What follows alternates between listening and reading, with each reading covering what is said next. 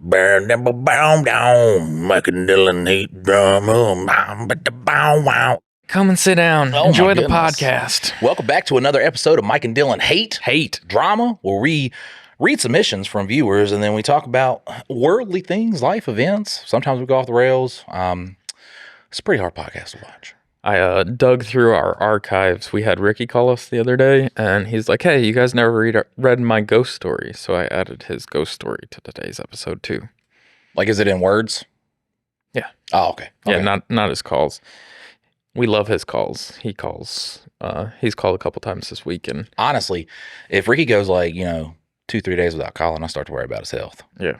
So, all right. So, I guess let's get into this ghost story. Let's start it. I mean, we have Dylan later today is going to get the prompt for the 48-hour film festival. So next episode, we'll tell you how that went. Yeah, this is Friday we're recording. You'll hear it Monday, and Wednesday we'll update. We'll update how bad or good it went. You going to tell them about the bonus episode since we already recorded that? Oh, yeah. So the bonus episode, that was supposed to be this episode, but then we got real political, boy. God bless America. It's all politics and me and Dylan arguing. Yeah, it is mom and dad fighting 100%. It's a particular, it takes a particular person to be like, yeah, I want to see that. Hour and 40 minutes. Yeah, we get, bro, there's a 30-minute conversation where I'm sure me and Dylan are just arguing about that. We're not arguing. Like, we're circling around each other. Yeah, we're circling around each other. There's the point that we're both trying to make, and we're just like hovering around that point, just doing a little 360 around the point. I don't think we ever actually got to it. We then moved on to another thing that we talked about, and then proceeded to 360 around that bitch too. Yeah. So we understand also, or I understand that sometimes it is hard to watch me and Dylan like get into a visceral conversation about something. So now you know what it's like to work with us, because that we also do that. Not about politics. We do this around other things. Everything. And it's just, look, it's a good bonding experience. It's a good learning experience. There's a lot of people. Here's the thing though, like you watch like Mythbusters. The guys behind Mythbusters fucking hated each other. Did they really? Yeah, but they never. Well, they just didn't like each other. Adam Savage and Jamie, redhead guy. Yeah, they. But you see that a lot. Where they're super smart. So like them being on the same. They just work different ways, but you see it a lot with bands and like movie stars, and they're like, oh yeah, we fucking hated each other. There was always shit on set. That's not me and Dylan.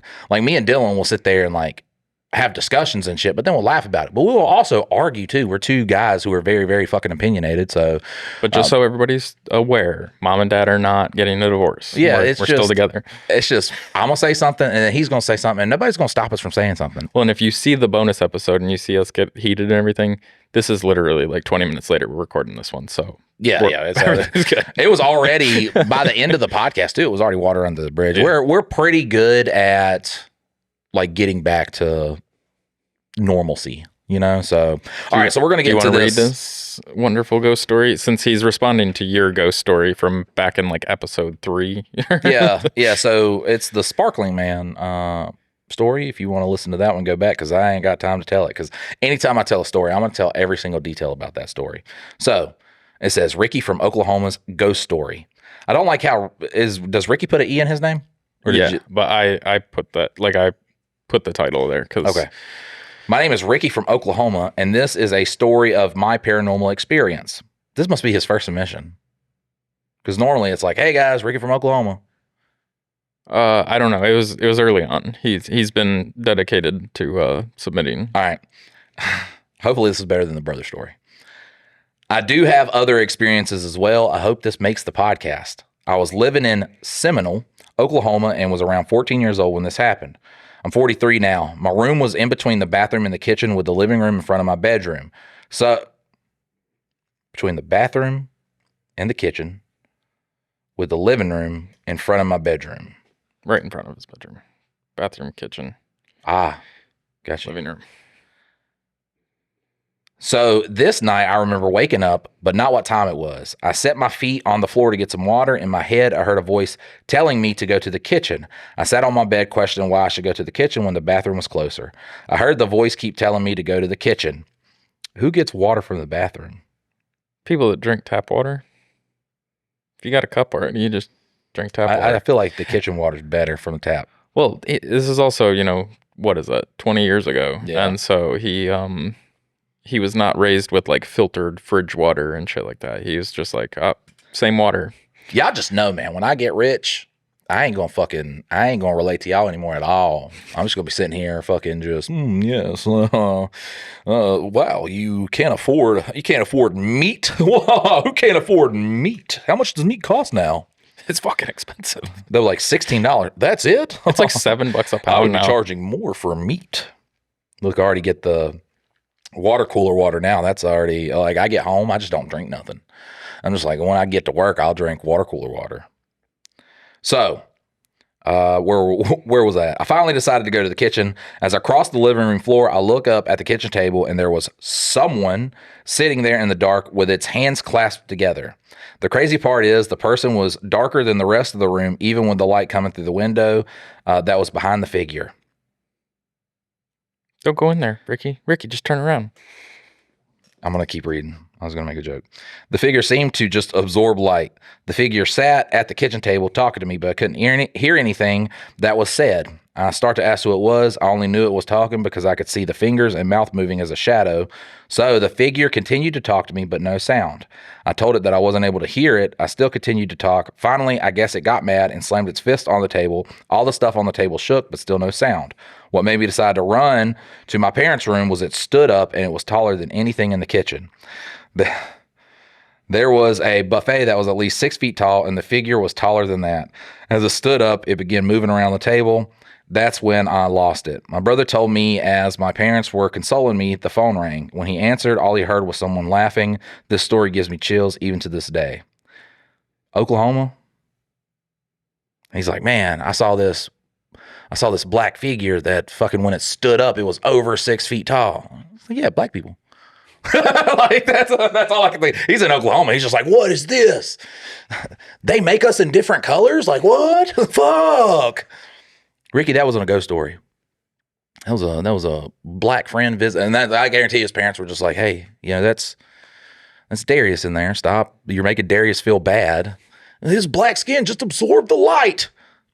Evolution, buddy. When you live out in the sun, it does that.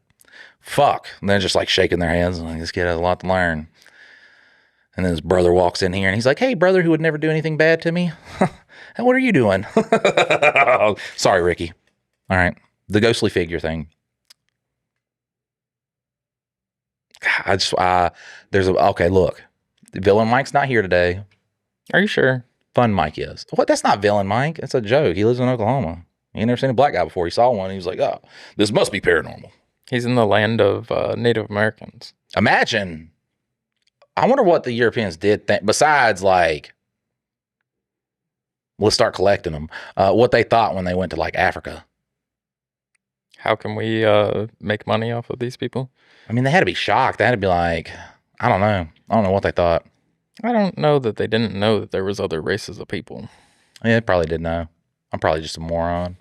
I just assume like, I wonder what the Africans thought though. I don't know.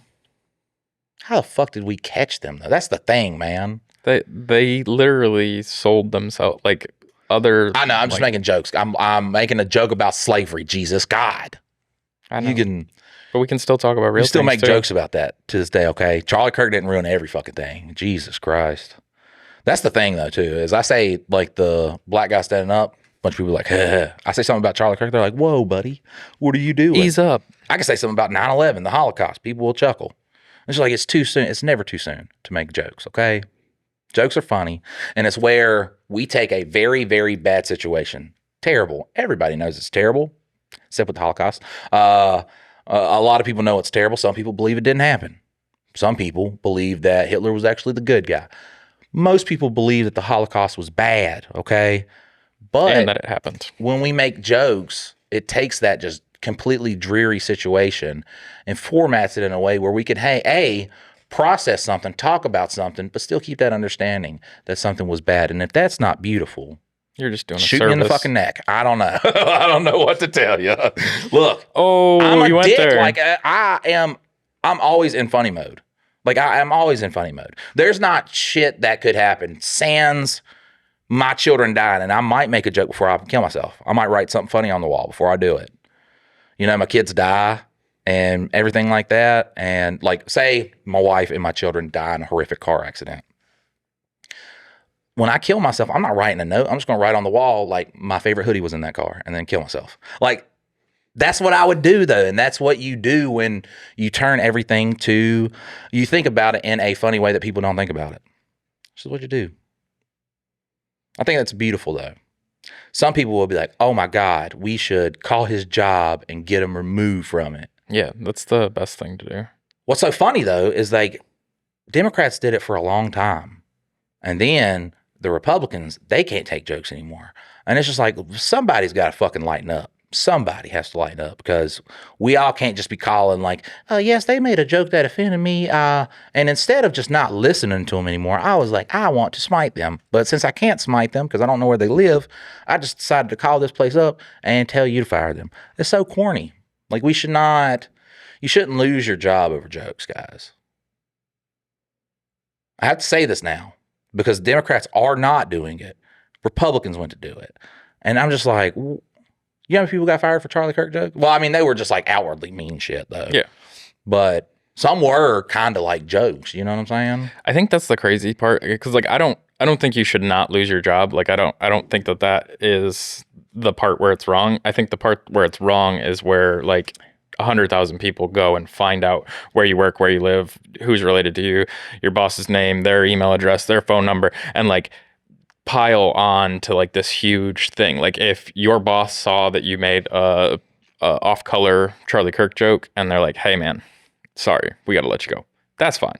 That's within the wheelhouse. But like when there's like public pressure, like, oh, you got to take this person's job, you got to fire them, you got to. That's what I just, it's so corny, man. Like, it's so corny. If someone, like, because I don't know, it didn't really come up with the Joey Swole thing. It wasn't like cancel Joey Swole. It was like, he said colored people. And so, like, and he was like, I didn't know that was wrong. I was like, I don't know, dog. Like, that's like the first one we learned. Like, that's the, they're just like, hey, besides the N-word. I mean, if he said the N-word, then I'd say canceling him. Colored people, like, I'm like, come on, sorry. Like, I don't agree with that. Also, and this, listen, I love black people to death. We do like shortening words. Black people love it, okay? They come up with these cool words, these cool phrases that are shortened, longer phrases, okay? So you got a long phrase like people of color, you just want to get that down a little bit, okay? Cut 2 letters out of it. You cut that of. Once you say of, the coolness is gone in that sentence. But then it doesn't really make sense if people color. You can't have that. Let's flip it around. Color people doesn't make sense. I throw a D on that bitch, so then now you got a saying. Add 2 more letters back in. That's it. That's what but then, look, it's fire. All right? It's fire. Your boss is going to have to fire you for this. Probably, yeah. I love the joke, because it's like, you know what I'm saying? Like, every race has stereotypes, but only one side like vehemently fights against those stereotypes, only for their music to be like, yes, everything you heard was right. Black people are like, we're not walking around, with guns and killing people all day. And then a rap song comes like, I'm walking around with guns and killing people all day. Like, imagine a country song that's like, and I beat my wife with the bland potato salad. Like, you don't hear that. You don't hear that. Nobody else is playing into the shit. Like, I'm just like, it doesn't make sense. And like, as a comedian, that is a fun thing to think about. And you got to think about stuff like that when you come up with jokes. That's what I'm saying. Like, if I had time and I wanted to do it, I could do, you think about it, and like, those guys are built different, because you got to go around, you got to fucking perfect them. I ain't doing that shit, dog. Years of work. Yeah, I'm not doing that. I could. Could I do it?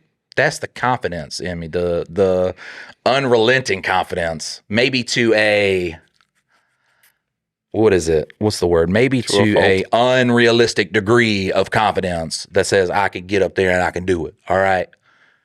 But guys, the point of the matter is, I don't know. Joe Swole's a bitch. What were we talking about? I feel like you'd Kramer yourself, not necessarily with the N-word or anything, but I feel like you'd, like, at some point, like, it just doesn't go right for you, and so you just start like going in on somebody in the audience, and they record your meltdown. And no, I wouldn't say that, because I'm like making jokes and stuff like that. His was just like, I get like bombing. Was he ever a stand-up comedian? Like, was that where he got famous from? I don't know because like I don't know his backstory A lot or anything of like just that. I always assume when I see a comedian doing a comedian thing that they got there from stand up. So I mean, Yeah. I guess I just would like to hear prior to his meltdown, like any of his material that is that a was. sore or a booger? I would guess a sore. I don't see a boogie. So we I got. fuck with my nose way too much to not be snorting drugs, Well, you man. always.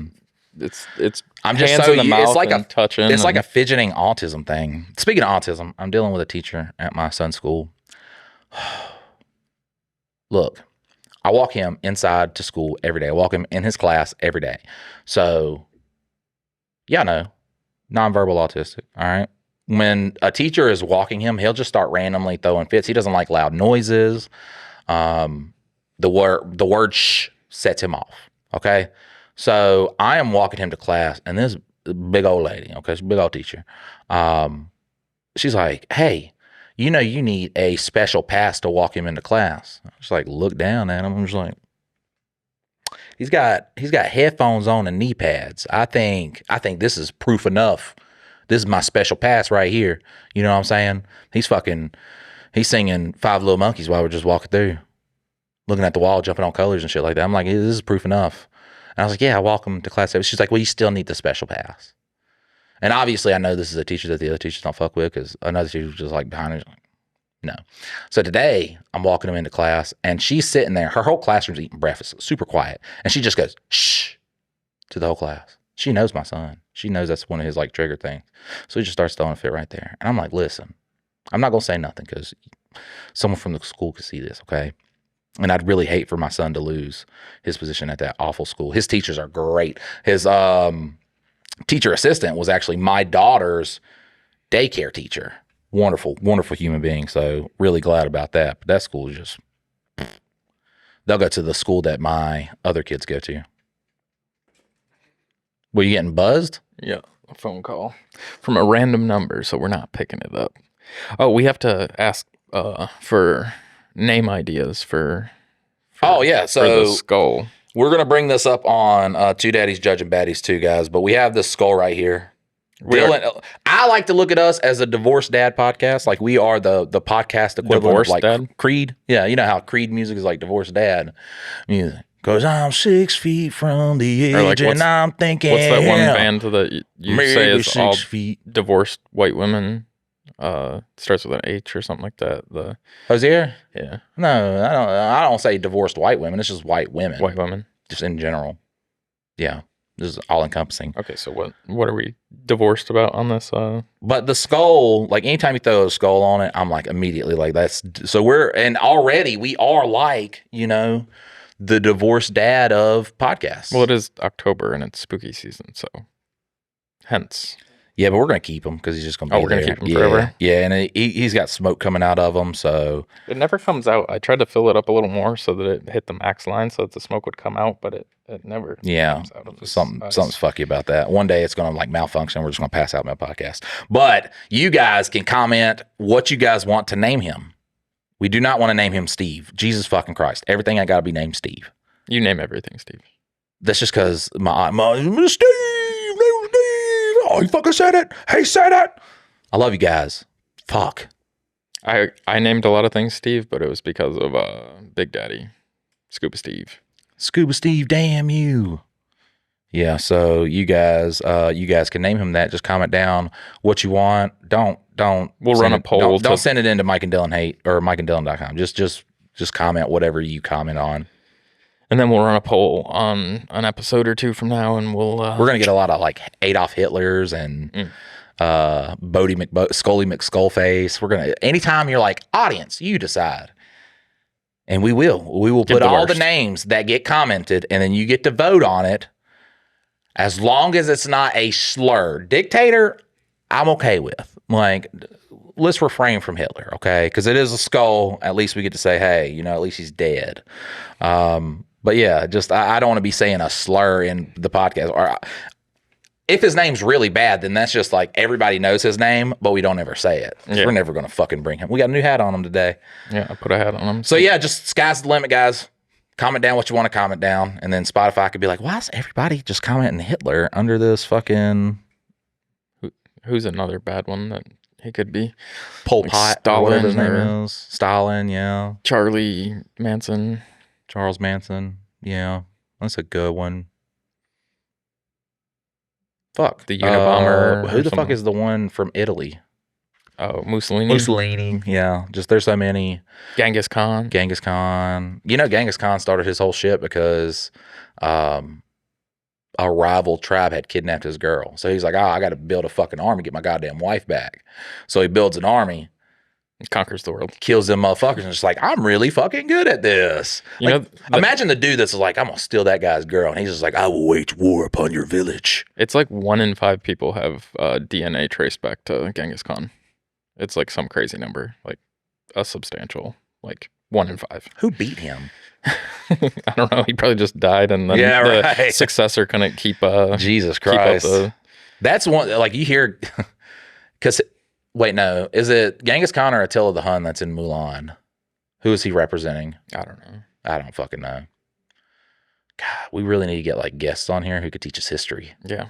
The real history. You got to learn your real history, buddy. What is it? Well, my mama says. I saw on a meme. Yeah, I got a meme today that said maybe Bill Gates is actually a space octopus. My wife tends to send me the ones that I'm just like, babe, come on. Like she sent me one about the reason why all Chick-fil-A tastes the same across the board, and I was like, that's pretty easy. A recipe, and they make the shit in a factory, and then they send it, and then it gets. But what's cooked. the Like, conspiracy about why it tastes the same? because there's 51 ingredients and blah blah blah blah blah, and like, yeah, that's what a restaurant does. They're not like, oh, Lexington Chick-fil-A, you cook it this way, and then Greensboro Chick-fil-A, you get to come up with your own recipe. No, it's just fucking. I love black people conspiracies because black people conspiracies are like you could like play along and it's not like it's some scary stuff, but you could just like play along and it's fun. Because I saw this one post and this black dude was just like, so all these people die. You telling me all these people die and they just get buried? Where's all the space at? Where's all the area of the where you putting them in? All them yards. You can't make that. Where they going? And then you look at the comment section, and it's all these black women, Soylent Green. I'm telling you, that's why I'm real picky and choosy about what I eat, because it's Soylent Green. And I'm just like, yeah. You know, there's actually a product out now called Soylent Green. Is it really? Yeah. I would do the same. If like I made a movie that was like fucking that, where that was such a known fucking, I'm making a Soylent Green, like a little drink or something like that. I'm doing something. Capitalize on that name. Maybe after this weekend. Hell yeah. Or I love, like, they're just fun. isn't it And- weird how we always talk in the future past about things that are about to happen? Because we're talking about this and it's going to go out on Monday, but we're actually doing something throughout the weekend. And so now I think actually what we should do is just like get the two daddies way ahead and then just like kind of do these in more of a, so we can just talk about world events and stuff. I added some randomness to our list of things. I think I got our advice in here if you want to fuck around with that. The reason we have to do some of these where we're like to, if you're new and tuning in, thank God you made it this far after my little racist rant. But the reason we have to read some advice sometimes is from Reddit is because we have all these listeners and we have solved all of their problems. So they don't send in a lot. They don't send in a lot. Or we have made them not listeners anymore by, right, yeah. by giving them advice on there. A lot of them, yeah. They're just like, fuck, why do I let, I guarantee you, like 6-7 episodes and they're just dropping. They're like, why the fuck do I listen to this? What am I getting from this besides dumber? That's it.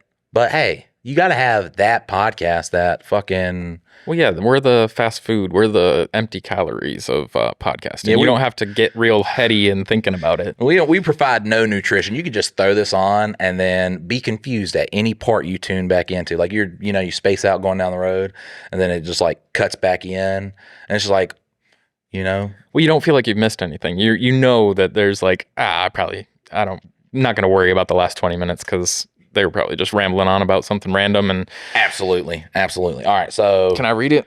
Yeah. Oh, look, Dylan. Let Dylan read, guys. I've got 2 options. I'll let you pick the options. We've got either True Off My Chest, which is 3 short stories, or our relationship advice.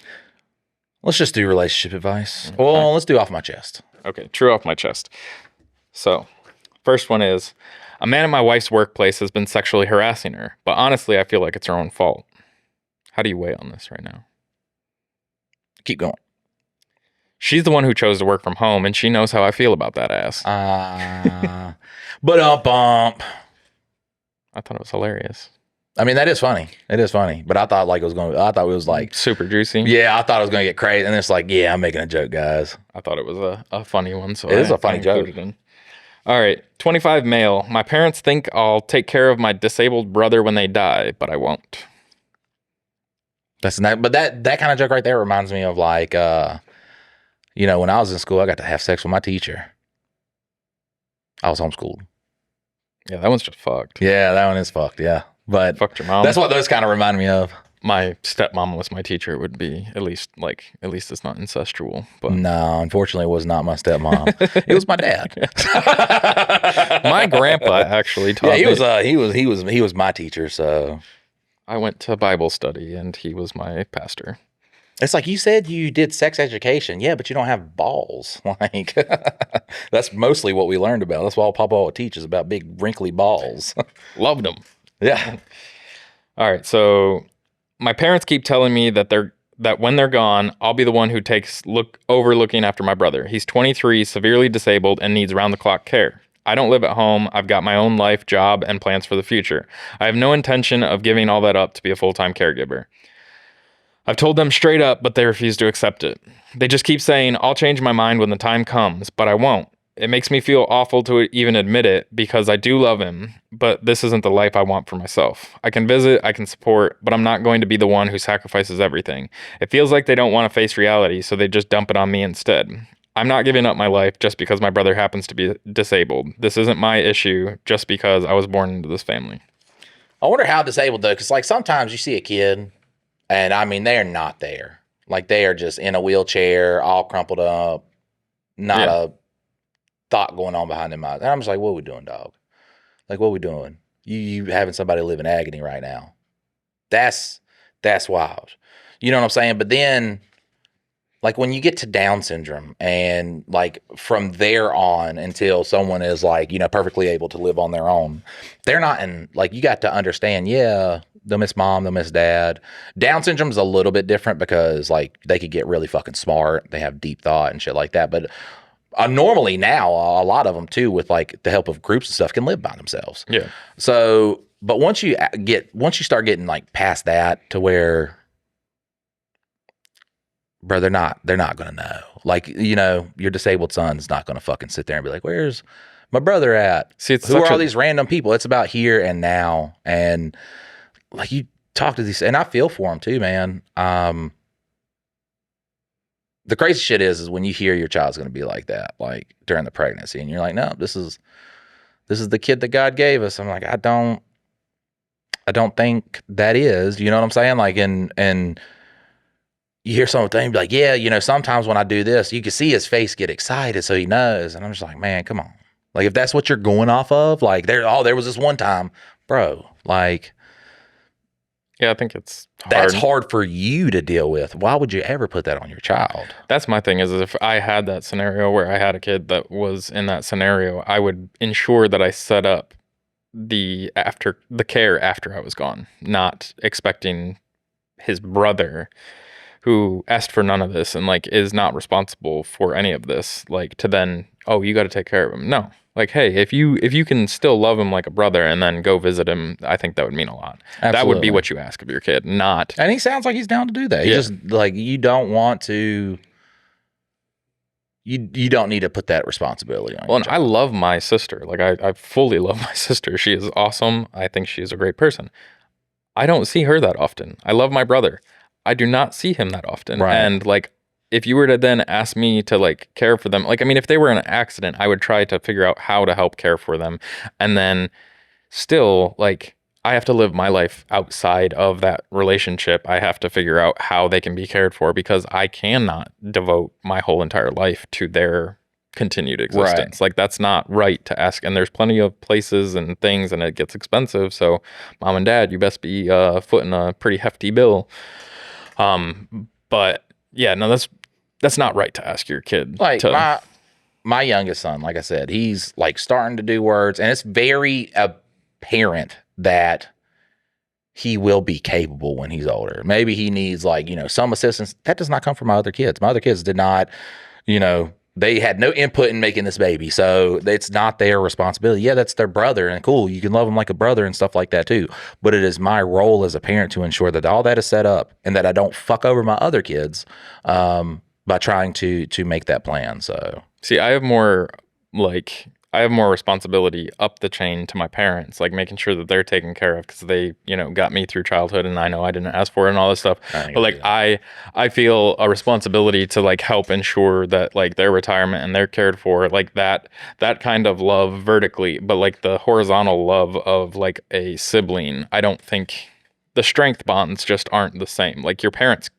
And Dylan does this because he had great parents. If he had shit parents, he probably would not give a fuck. This is not something that is owed to them either. Like it's not something that's it's owed a to them. respect thing. Yeah, if they just went out of their way to be just great fucking parents and showed you that respect, you still don't have to do it, but it is the respect thing that that gets you to do it, the love thing that gets you to do it. Well, the only one that's like mandatory is taking care of your kids, and a lot of people fall down on the job on that one too. So all right, so this next one is work related. I lied my way through a job interview, got hired, and now I'm in over my head, but no one seems to notice. I applied for a job I wasn't qualified for out of desperation. I've been unemployed for 4 months, rent was due, and I was down to my last $300. The job posting was looking for someone with 2 to 3 years of experience in a field I had barely touched. I had none. So I Googled some terminology, watched a few crash courses, and walked into the interview like I belonged there. I threw around a few buzzwords I barely understood and smiled a lot. Somehow, it worked. They offered me the job the next day. Now I've been working there for 3 weeks, and every day I feel like I'm walking on a tightrope. I have 20 tabs open at all times. ChatGPT, Reddit, Stack Overflow, YouTube tutorials just to survive the day. What's crazy is no one has said anything. My manager compliments me. People come to me with questions. I'm scared they'll eventually realize I'm improvising everything. But at the same time, I'm learning fast. I've already automated part of my workflow. I fixed something yesterday that the team had been ignoring for months. I don't know if I'm still faking it or actually growing into it, but I've never been this motivated or scared in my life. Fake it till you make it.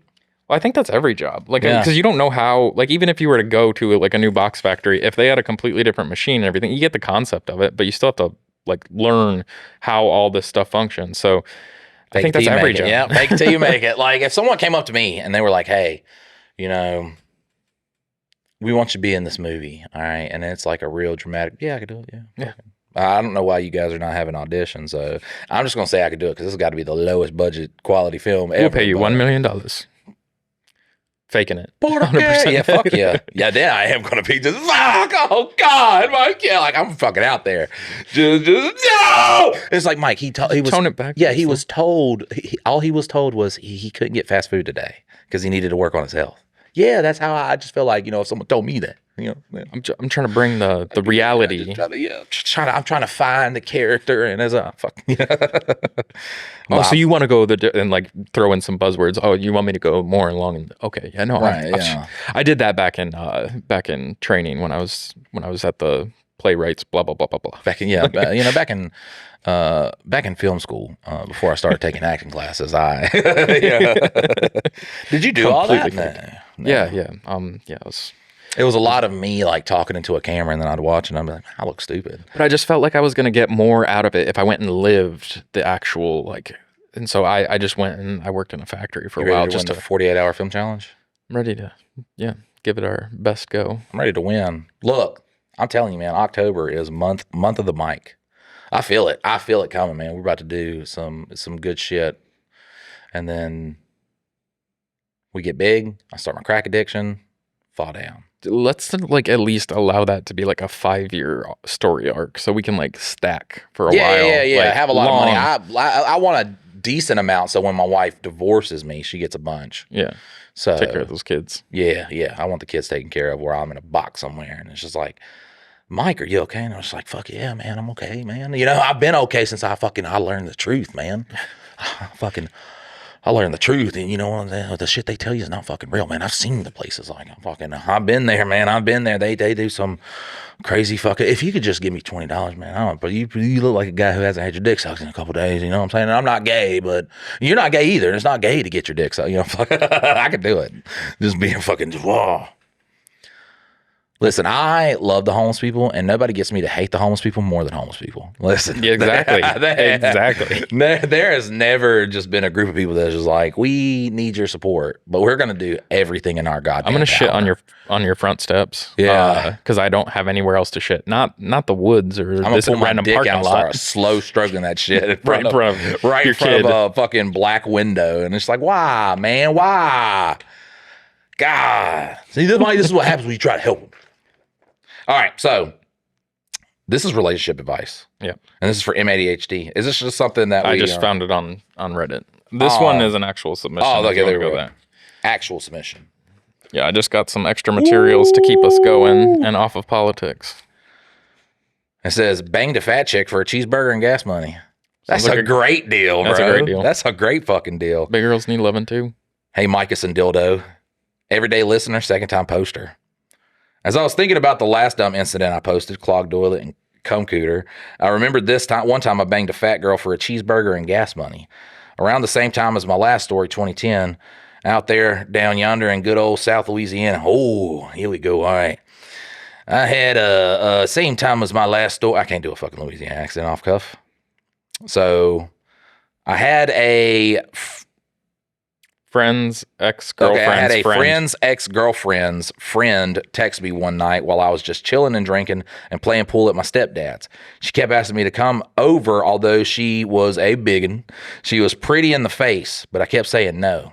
After a good few beers and my buddy taunting me saying, I bet you're not man enough to put it in that BBW, I decided to text her if she gives me gas money to go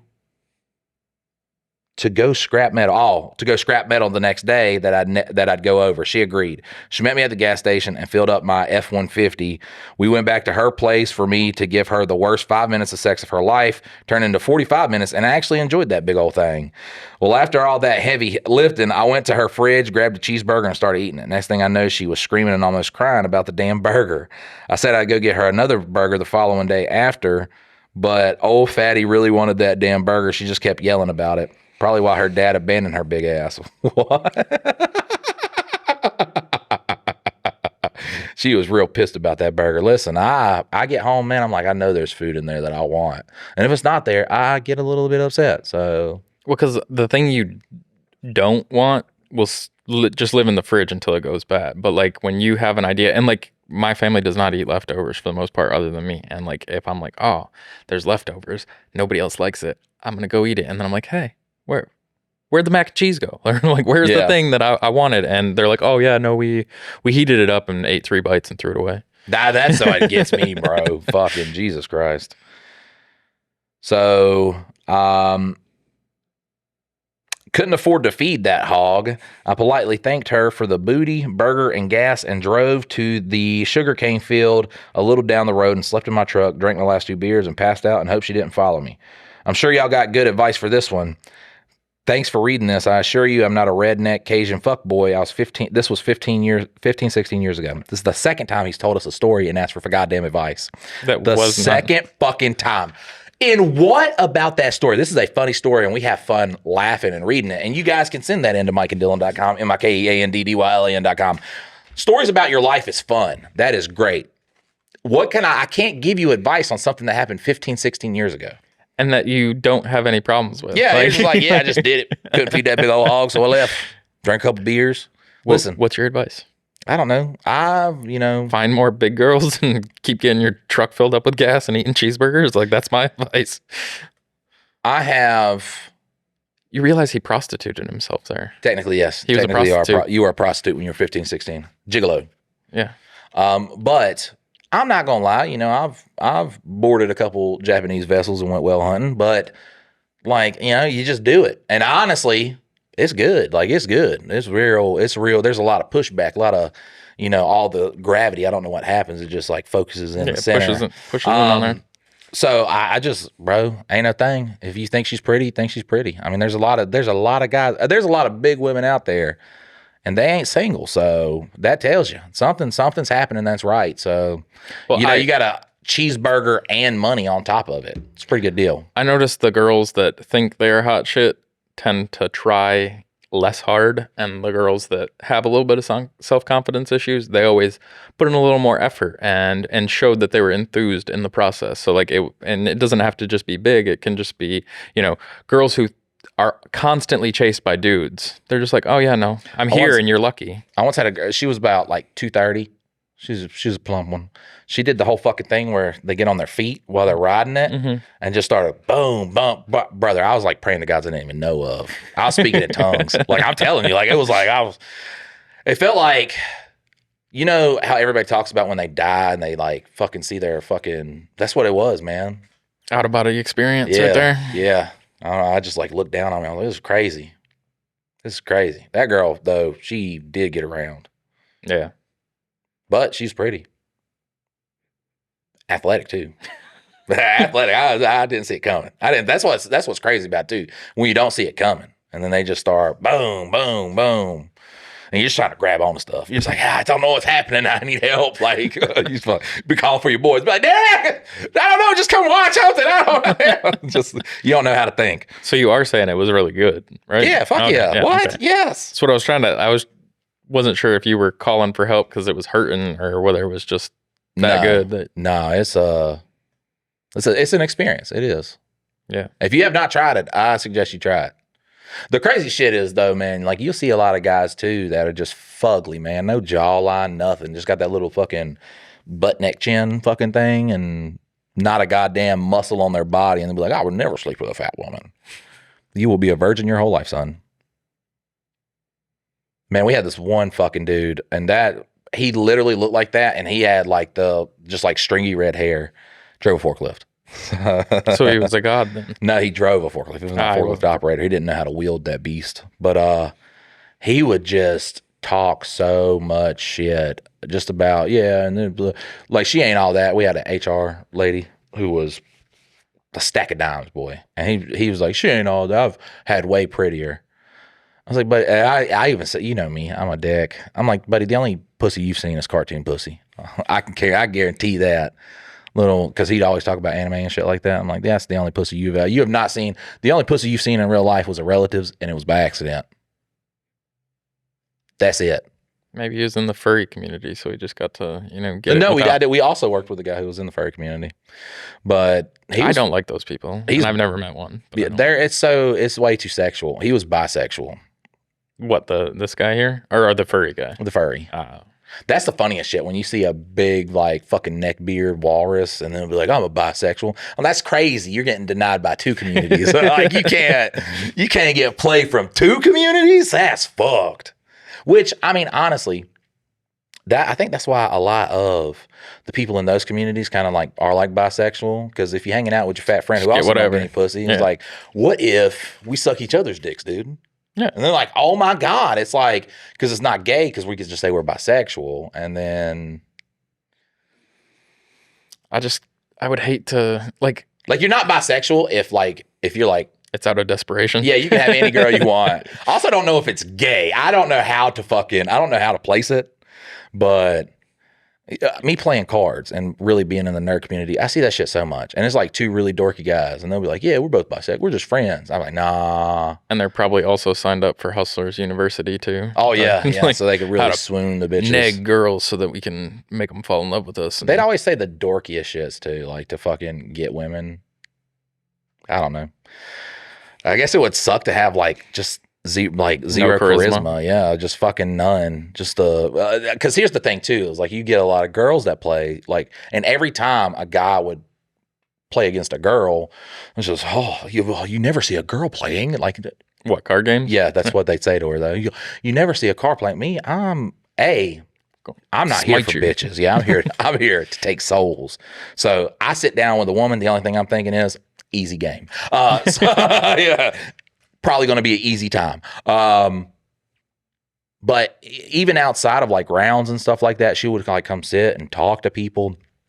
I'll give you, for instance, back in, I'm not going to name the place, but there was a card shop, and I was 12, maybe 12, 13 years old. And there was this one girl, she worked behind the counter.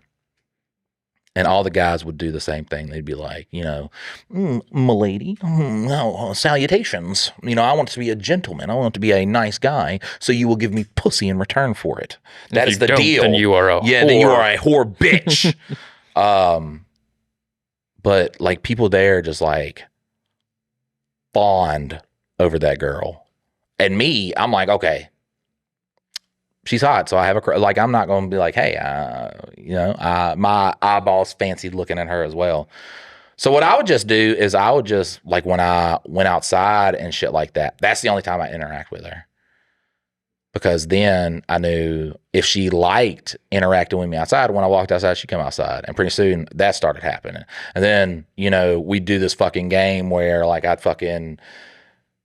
What I would do is I'd make her like chase me farther and farther away from the car shop, because you know but dudes, fucking dorks will try to cock block the shit out. Why are you hanging out with that guy? Why are y'all out there? Why are you hanging out with Mike? So I'm just like, look, out of this situation where it's a bunch of just like, also too, looking at all that would dry a woman's pussy up. So I was like, you know, we get away, start playing around and shit like that. One thing led to another, you know what I'm saying? But I think the thing that, and because that also hopping out Hardee's too. When I met Amy, every dude there was just like head over heels. And I'm just like, hey, once you play your hand, you're fucked, because then they know. The biggest thing you do is there has to be like what is happening with this? My brain has to think about this. If you are just like, I like you so much, and this is, because there was one guy, I want to remember, it's like Brian or fucking, I don't know, he looked like a chipmunk, dude. Looked like a chipmunk. And he just, like, when Amy would walk by him, he'd take his hat off and do like that as she walked by. I was like, what the corniest shit ever, dude. Like the corniest fucking shit ever. Like at least have some kind of like, hey, like, you know, I dig you, but fucking I have some respect for myself. You know what I'm saying? I see you as like a person. Like you're a fucking, like she's a goddamn queen, which husbands want to treat their wives like queens, give them gifts and stuff like that. But when you're in the dating field, dog, back up a little bit. You know what I'm saying? Well, the biggest thing is if you're in a scenario and there's 15 to 50 other guys and they're all trying to go at this girl, the best play is to act like she's not even any different than the rest of the guys, because she is going to single out who is actually original. In like, if everybody's fawning after her, you not fawning after her is actually like something different. It's unique, and you but are also, now. I do want to tell guys also, you don't just ignore a girl. Like no, like, not ignore. Because the guys like, will be like when a girl tries to speak to them, they'll be like, yeah, whatever. Stop. Don't be mysterious. Like nobody's looking for a mysterious motherfucker. Like I'm not. She's trying to think. What you have to do is you have to give it a woman to say, hey, is he interested in me or is he not? And then that's when you do things that are like, hey, if she's texting you a whole bunch, she's interested in you. Like if she's like sending you text messages all throughout the day, she's interested. If she's never sending text messages, she's probably not fucking interested. And then if you are still like, hey, you know, I want to work on this, then that's when you have to like try things outside of that. Don't be fucking text bombing her and shit like that to make yourself seem more appealing. Yeah. But like when you do the same thing that everybody else is doing, when you chase after a woman, she's used to all that. You are not original. Even if you got the best fucking game in the world, you are not original at all. She's used to a bunch of guys pursuing her, and and like a lot of those guys probably have more game than you do if you are not good at picking up chicks. But like if you honestly act like you're interested, but don't like follow her around, don't like constantly be hitting on her, just treat her like she's a normal fucking person, she will actually become attracted to the guy that's not doing the thing that the other 50 guys are doing. Also too, and it's so funny because you get these things like anime. I don't know why anime has a big influence on how guys hit on girls, because it's just like they always go after like the mysterious one, bro. Nobody gives a fuck about that. Be yourself. Are you an emotional guy? Be emotional. Just don't throw in like you can talk to her and hang out with her and stuff like that. Just don't be like bombard her with your problem. Like be fucking saying like don't be like acting like you're going after her, complimenting her, doing all that stuff, because then it is from a different aspect and you're not just being yourself. You're obviously she doesn't know if you're being this person because you're hitting on her. It's very nuanced, but the biggest thing is to be yourself. And then once you be yourself, you get to perfect on that a lot. Don't be somebody that a guy told you to be, because that's not going to work. You're not actually going to find someone who likes you. I mean, you might find somebody, yeah, but it might be for the wrong reasons. But to be just be yourself, and then say, hey, how do I make myself better? How do I make myself more appealing in the areas that I am good at? And that is correct. There's so many different kind of like charismatic people. Me, I could talk, I could joke, I got wit and shit like that. But then there's other people who are very charismatic, who are very, smooth with how they talk. The things that they say is just like very fucking pleasant. Like at all times, they know the right things to say. And it's just different stuff like that. Or you got, a quieter person that when they say something funny, that shit just hits way harder. Well, and they are mysterious by nature who they are. Like it's not playing a character. And that's one of the biggest things that guys get into is they feel like if they copy this thing over here, that equals result. It doesn't. Like, and if that's not you, if that's not your personality, if that's not how you operate, it's not going to play well for you. Like a guy that's more mysterious probably already looks good, and so he doesn't feel the need to like impress anybody. Yeah. So like he gets to be mysterious, and girls still fuck with that. You as a neckbeard, like kind of chunky guy, so you where do the not mysterious get to play the comes mysterious from thing. is it is a guy who is probably, like Dylan said, very good looking, but they were probably ugly as a kid. So they didn't like grow up good looking, and they were probably like not a very social type of person. So now you got this like good looking guy who's not sitting there just hitting on girls and shit like that and doing all this stuff. And then it's like, oh, hey, why is this guy like this? And that's just him. Yeah. That's just him. And that's why he seems like that. But he has the leg up because he's attractive. Me, I was just, I'm fun. I could talk a lot. And then, I don't know. I just had a really good game back then. Well, and I think it's gone now though. Nah. I think I lost it. I think the hard part is people try to play a character rather than just play into your strengths. Each of us have strengths, and even the most fugly guy has strengths. You also still have like, your playing field of what you can actually accomplish. You're not going to get a 10. And a lot of times we you need don't people want to a send 10. that in. Look, we need people to send that in. Like guys who listen to this, if you're having trouble in your relationship world, send us something. Like send us what is going on. Don't send us this. Don't send us every woman I meet is a bitch. I've been cheated on by the past 9 people that I've been with. Because something's wrong. Either you're finding women in the wrong area of life. If you're like, yeah, I find my girls at trap houses. Yeah. What do you think was going to happen, bro? Stop shopping there. All I do is find women at bars and stuff like that. Send us in some stuff, man. We can tell you. If you struggle, finding love, send us something in, man. We can give you advice. Best thing is, it's free. It's just, you just listen to it. That's it. You just get the advice. You hear it. And but you might feel a little sad after we give our take on it. If you give us a lie about the person that you in your mind think you are, that's who we give advice for. That's not advice for you. That's for the person that you just made up. If you're very honest about yourself, if you're like, hey, this right here is how I am, we can give you advice on that. Very, very, I like doing that too. Yeah. I mean, that's what we're supposed to be doing, but nobody sends anything in. I used to be good back in the day, bro. I used to fucking just walk in there and be like, yeah, I'm just here to have fun.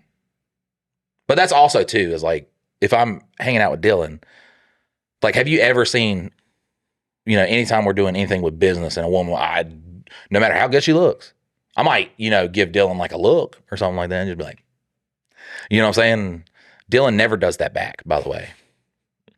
If you're ever watching, he never does that. I give him the look and then he just shakes his head at me. Okay. No. Me and my wife are very open about attractive women. Like we talk about that all the time. And like, that's what's comfortable is like being honest. But I don't change. I don't change during that. Well, and that's the whole thing is people try to, like, if you notice me, like even in business conversations or just like, I'm still the same guy. Like my language might change. I might not use as many swear words or stuff like that, but like my personality and everything does not, like I don't go into a fake Dylan version to be in a professional setting. I think what guys don't realize too is, and this is going to sound very, very fucking weird.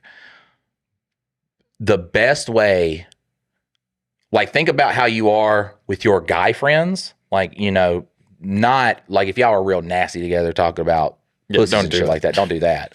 But when you think about the picking and playing that if you can adequately do that with a woman, yeah, they love that shit. Like it's comes off genuine too. So that's the best form of flirtation. Well, and I think that's what a lot of people get wrong, and then they carry that through. And people who might like meet and get married quickly, or like, but they put on a front and they try to play a game, and it's like you're playing for the highest stakes ever. Because if you decide to get married or stick with this person for a long time, like the stakes get really high, like buying houses together, like connecting all this stuff. So don't show up as a make-believe character, because then you have to play that make-believe character for the rest of your fucking life. Yep. And then don't find somebody else that's playing a game. And like that's one of the biggest keys is like to be as open and honest from the fucking jump. You're not playing a character on TV. You are this. You know, obviously you're gonna sand off some rough edges like during the initial part, but like you at least gotta like show up as close to as you as possible so that it has a good chance of being something healthy. There's gonna be women out there who you meet that you are just not compatible with. No. The shit that you do, you know how many women will just be like, Michael's the most annoying fucking thing that I've ever met in my goddamn life. And I'm just like, I can see it. Yeah, because there's personalities that just don't fucking match with mine. But throughout everything, like when you're hanging out with a woman, the one thing, this is all you do, okay? You work on yourself, and because guys are just like, I don't know when to like be like, hey, I'm interested. I'm interested. And I think the biggest signs definitely is when she does this. Like once she starts doing shit like that, once she starts touching you, that's when you can be like, all right, I'm gonna step my game up a little bit. Like I said, if she texts you uninitiated too, then it's probably time to start like don't go straight in for the, you know what I'm saying? Don't go straight for, hey, let's have sex and shit like that. But it's time to step the game up and probably be a little bit more flirtatious to be like, and then after that little like bump up, normally to where,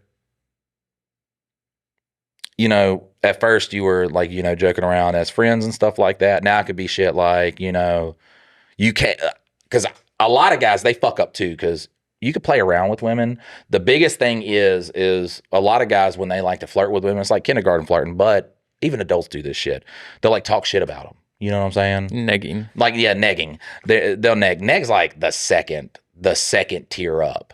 You know what I'm saying? At first, you want to just like be your person, be yourself and shit like that. And once, you know, you get an arm grab, she's very fucking into the conversation that you're having, especially if you're in a group of people and you're talking and she's just like fucking just like, bro. That's when you start the kind of negging part, because then she does have that kind of, you know, women are like guys also when you think about it too, because when you're saying that stuff to her, she in her mind is thinking about the situation that happened afterwards and be like, oh, he was saying that stuff because he probably likes me. It's like she's rationalizing too if she has a crush on guys. So that's when usually that'll start, and then yeah, I think. Like, I mean, and it is different strokes for different folks. It is. Like, that's why it's so hard to give. I never really did like the negging thing. Like I was always like the sweet, charming guy. And like I would. But that fits your personality. Yeah. Where me, I'm a comedian. You know what I'm saying? So I would invite them out to like go do an activity that like, if they said, yeah, then cool, we'd go. And then it would advance from there. But it was always like, oh, did you see that cool, fountain uptown? Or like, oh, do you go do this thing ever? Oh, we should go do that sometime. And like it always worked for me that like I would end up like starting the conversation of like, obviously this is going this way in a very low pressure scenario, right, where they didn't feel like, oh yeah, no, I've been there. And like it could just go that way and I'm good. But like, and that's another thing is like guys get with the one girl at the fucking card shop, like you're shopping for one girl and there's fucking 15 other sausages around here that like you're not expecting one of them to be better than you at this, and right, like the odds just aren't in your favor. So go to a place where there's more than one girl to 15 wieners. Like maybe go find some activity where it's more women than guys, and then now you're the fucking fish that is getting chased after. Like there's tons of ways to go about it, but a lot of the guys that really struggle with it, they spend all their time around a bunch of dudes. Stop doing that. Like stop being around a bunch of dudes if you don't know what it's like when you're around a girl and you're just like sitting there and you think it's supposed to be different, but honestly you're supposed to act completely the same. Now me, unfortunately, I was a very I was a douche canoe when I was a kid. Yeah. You know, when I was younger, I was a very big douche canoe. So I worked a lot on my shit had to be fast. Like if we're doing something out like throughout the day, I could just like, you know, really work game and shit like that. But I was more of a, like once the plan started happening, I was also semi-attractive when I was younger. You know, had a great jawline. All that went away when I got married. I was like, I ain't got to work no more. But so what I would do is the playfulness then, and then that's when like, because tension's the best thing too. Like if you're trying to fucking turn a girl on, yeah, the best thing, what are you going to do about it? What are you gonna do about it? Like you doing shit like that, fucking like egging her on like that. It does create like this sexual tension too, which is a great thing to use, but it's not good. Like people hear all these things that they could do, and then they try to do it as soon as they meet a girl. Well, and it's what you're after, because like I was the antithesis of I did not do one night stands. I had multiple girls that I would be seeing, and sometimes they knew, sometimes they didn't. But like I always enjoyed, like the first time wasn't always the best time. It was 3, 4, 5 times in that we were having a lot of fun, and so like I was always looking for, I caught this fish. I want to like. And I don't know how that analogy does not work well, but like once I actually had a girl, like He's I talking wanted about to, when he was in his douchebag phase too. But yeah, I would have multiple girls that I was talking to, but like it would be a situation where I didn't want to just be one and done. It wasn't one night stands. It was like I'm hanging out with this girl on a regular basis, and it gets more and more fun because we're getting more and more comfortable. I really do think, and because this is what Amy thinks as well. She's like, I think the reason, like why. Because I've slept with a few women, but she was like, I think the reason why is because you don't like. It's like because she's like it's like you're not trying until it fucking happens, and then she was like, I just had sex with. Like I was like, because she was with a woman for 9 years, and she was like, the night that he was like, hey, we're gonna go hang out and shit like that, and I was like, nothing's gonna happen. She's like, this is a guy, and she's like, and then it happened, and I was like, how did I get to this point? And I was like, technically, I'm not really trying, because I don't like I am a card game player through and through. Like, I'm a fucking nerd. When I go to a card shop, the fucking baddest bitch in the world could be there. I don't care. Like, I do not give a fuck about her existence. I'm like, all right, where's sign up sheet at? Are we doing deck lists or not? Y'all know if we're doing deck lists? Like, when I went to parties when I'm young, people playing beer pong. I'm walking up to my friends like, guys, beer pong, fun. It was just like I didn't walk in there like, man, I gotta get some pussy tonight. Fuck that shit. I was so content with just like fucking playing some beer pong. There are many a nights too where just young high school girl, she's just like, oh my God, I got into fights too, and I had tattoos. Fucking at 15, 16 years old too. So quote unquote bad guy.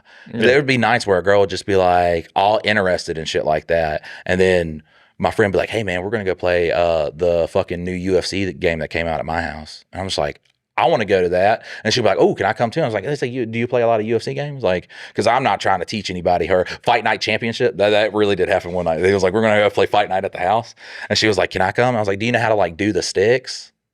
You know how to like fucking like do the punches? Because I'm not like going to try to teach you to do that. And she's like, oh, I guess it does sound like a bad time. And it wasn't that I was not interested. I'm thinking about that on the way too. I'm just like, I just want to fucking go play Fight Night with my friends. Yeah. So that's another good. I think that's where my mom really fucking was a good with me, not my older brothers. Not with my older brother, because my older brothers would talk about it. You know what I'm saying? They were like, I got to get me a girl and shit like that. And she was like, you don't got to do that shit. You can just live your fucking life. And I don't know. Well, that's when you meet, like, you have my a mom would always say it sound corny when they said, y'all just sound corny when you word it like that. That's what she would say with a fucking country accent. Well, and that's like you had a different scenario, the way that you and Amy met and then like got married and everything. But like I had a lot of long-term relationships, and really until I finally was like 100% cool with who I was and willing to like show all my cracks and blemishes and everything else and like be honest about them, I didn't meet my wife. And like that was, I think, what set us on the trajectory to like be together. Cause like I just, told the truth from the jump rather than trying to be like, oh yeah, no, like I'm a perfect guy. I don't have any of this. That's why I was like, shit. Like I'm like, you're not gonna like the person I am. Yeah.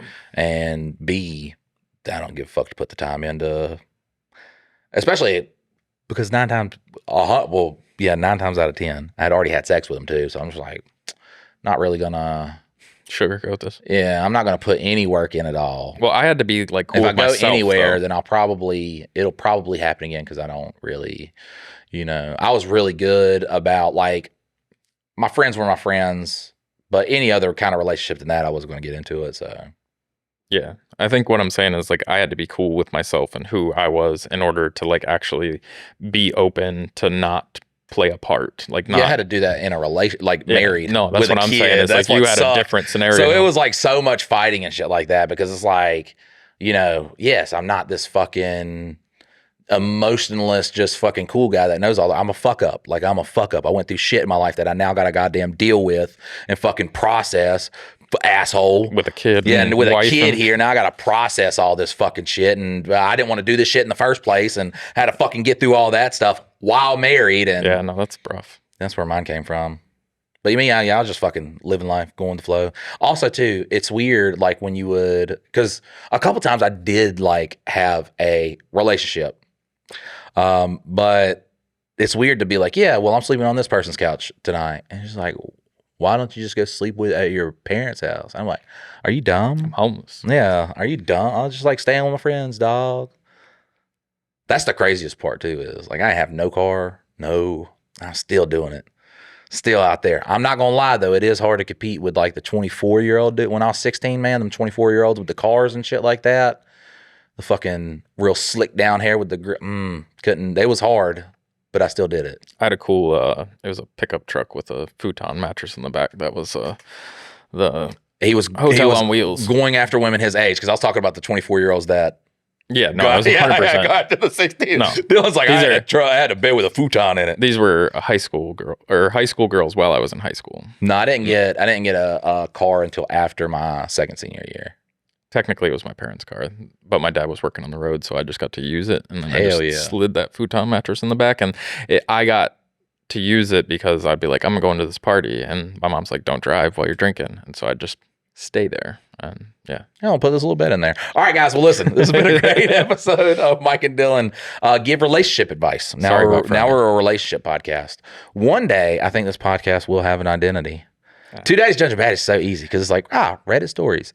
Advice on the Reddit stories. I think we just lean really heavy into the ADHD part, and I think that's part of its charm is that you never know what you're going to get. I like giving relationship advice, though. It is fun. It's fun as fuck because also I don't see the person, so if it like fucks up their life, like a guy is now going to go up to a woman and start like fucking pushing her, playing with her. She's like, what's happening? He's like, Mike told me to.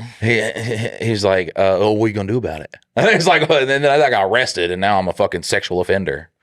I was like, I did say kind of like space it out. It's so hard too because it is not a cut and dry game. It's like you have to play the biggest thing. And it's also with sex too, is like, you know, you kind of feel where her body's going. That's the same way with, you know, flirting with a girl. So, but I think that's the reason behind that is because you actually care like enough about that person that you want them to have a good time. Like if you're in it just solely for yourself and selfish needs and stuff, none of it's going to be as good as if you actually like I'm just blown away by the amount of guys out there that don't give a shit about whether the girl has like pleasure during this situation. Yeah. It's like, what? You know, they talk, right? Like, they talk. They're like a hive mind, bro. It'll get around real quick, especially in a small town that she was like, not only was it like fucking 4 inches, guy, you only lasted a minute. Yeah.